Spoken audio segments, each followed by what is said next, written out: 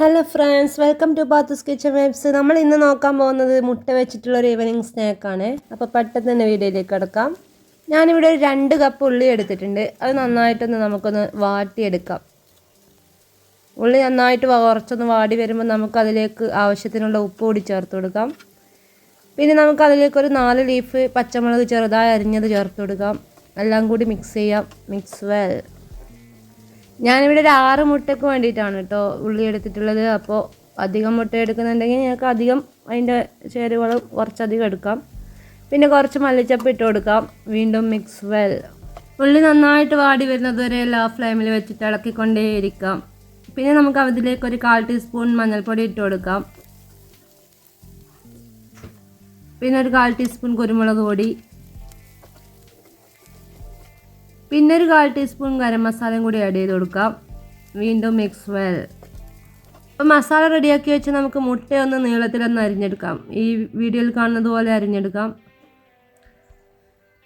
മുട്ട നേരത്തെ ബോയിൽ ചെയ്ത് വെച്ചിട്ടുണ്ടായിരുന്നു കേട്ടോ. അതൊന്നും വീഡിയോ എടുത്തിട്ടില്ല, അതിൻ്റെ ഒന്നും ആവശ്യമില്ലല്ലോ. അപ്പോൾ ഈ ഒരു രീതിയിൽ തന്നെ അരിഞ്ഞെടുക്കണം. എന്നിട്ട് നമുക്കിതിൻ്റെ യെല്ലോ പാർട്സ് അതൊരു പാത്രത്തിലേക്ക് മാറ്റി കൊടുക്കാം. അതിൻ്റെ ഉള്ളിലത്തെ അത് നമുക്ക് വേറെ ആവശ്യമുണ്ട്. അപ്പോൾ അത് നമുക്ക് മുഴുവനായിട്ടും മാറ്റിയെടുക്കാം. അതിൽ നിന്ന് സെപ്പറേറ്റ് ചെയ്തെടുക്കാം. പിന്നെ ഒരു കാര്യം പറഞ്ഞോട്ടെ, പാത്തൂസ് കിച്ചൺ വൈബ്സ് എന്ന് പറഞ്ഞ എൻ്റെ ഈ ചാനൽ നിങ്ങൾ ആദ്യമായിട്ട് കാണുന്നവരാണെങ്കിൽ ചാനൽ ഒന്ന് സബ്സ്ക്രൈബ് ചെയ്യുക. ലൈക്കും കമൻറ്റും ഷെയറും ഒക്കെ ചെയ്യണം കേട്ടോ. അപ്പോൾ നമുക്ക് യെല്ലോ പാർട്സ് നമ്മുടെ മസാലയിലേക്ക് ഇട്ട് കൊടുത്തിട്ട് മൊത്തത്തിലൊന്ന് മിക്സ് ചെയ്തെടുക്കാം.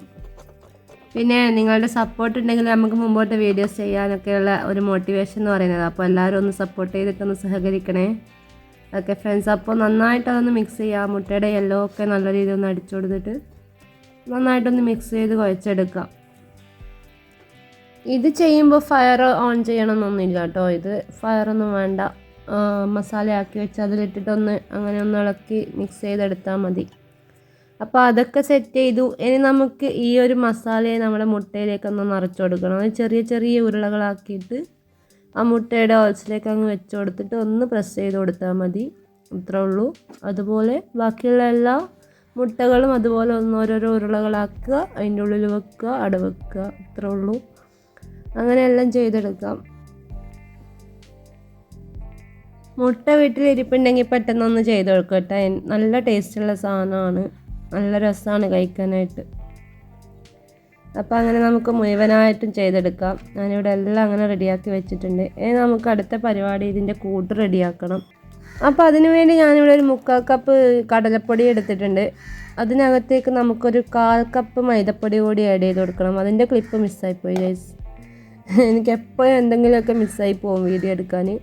അപ്പോൾ അതിനകത്തേക്ക് കുറച്ച് ആവശ്യത്തിന് ഉപ്പും കൂടി ഇട്ടിട്ട് പിന്നെ നമുക്കതിലേക്ക് ആവശ്യമുള്ളത് ഒരു 1/4 ടീസ്പൂൺ മഞ്ഞൾപ്പൊടിയാണ്. അതുകൂടി അങ്ങ് ഇട്ട് കൊടുക്കാം.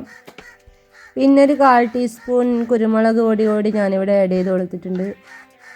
പിന്നെ പച്ചമുളക് 2 എടുത്തിട്ട് ചെറുതായി ഒന്ന് അരിഞ്ഞിട്ട് നമുക്കിതിലേക്കൊന്ന് ആഡ് ചെയ്ത് കൊടുക്കാം. ഒരു എരിവിന് നല്ല രസമാണ്, ടേസ്റ്റാണ്. എരിവ് ഇഷ്ടപ്പെടുന്നവർക്കൊക്കെ അങ്ങനെ ചെയ്യാം.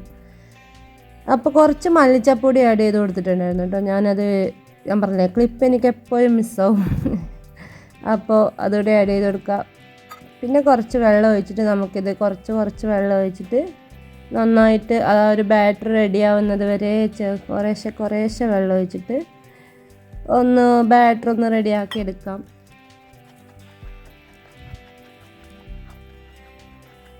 ഒരുപാട് വെള്ളം ഒരുമിച്ച് ഒഴിച്ച് മിക്സ് ചെയ്ത് ലാസ്റ്റ് വെള്ളം പോലെ ആയിട്ട് പറഞ്ഞിട്ട് കാര്യമില്ല. അതുകൊണ്ട് കുറേശ്ശെ വെള്ളം ഒഴിച്ചിട്ട് അതൊന്ന് ഇളക്കി എടുക്കുക. അല്ലെങ്കിൽ നമുക്ക് ആ ഒരു ബാറ്റർ അതിൻ്റെ തിക്നെസ്സിൽ കിട്ടിയില്ലെങ്കിൽ പിന്നെ അത് വെള്ളം പോലെയൊക്കെ ആയാൽ പിന്നെ ഒന്ന് ടൈറ്റാക്കി എടുക്കാനൊക്കെ ഭയങ്കര ബുദ്ധിമുട്ടായിരിക്കും. കുറേ വേസ്റ്റ് ചെയ്യേണ്ടി വരും. അതുകൊണ്ട് അപ്പോൾ അങ്ങനെ ചെയ്യുക.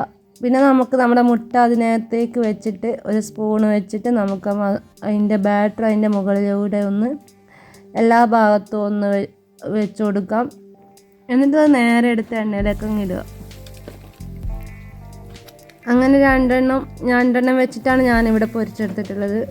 പിന്നെ മുട്ട എണ്ണയിൽ ഫ്രൈ ചെയ്യുമ്പോൾ ശ്രദ്ധിക്കാം, മുട്ട ഒട്ടും പുറത്താവാത്ത രീതിയിൽ ആ ഒരു ബാറ്റർ വെച്ച് കവർ ചെയ്തതിന് ശേഷം മാത്രം പൊരിക്കുക.